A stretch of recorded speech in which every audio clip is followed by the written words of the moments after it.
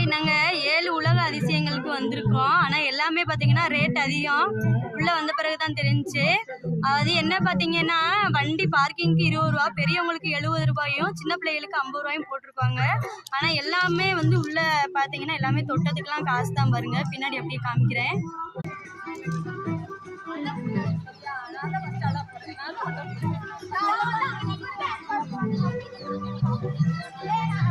இப்போதான் இந்த ice உலகம்லாம் ready பண்ணிக்கிட்டு இருக்காங்க.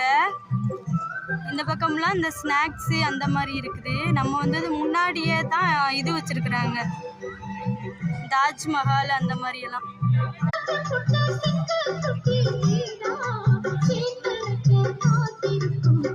இது வந்து ஒரு ஆளுக்கு 100 ரூபாலாம்.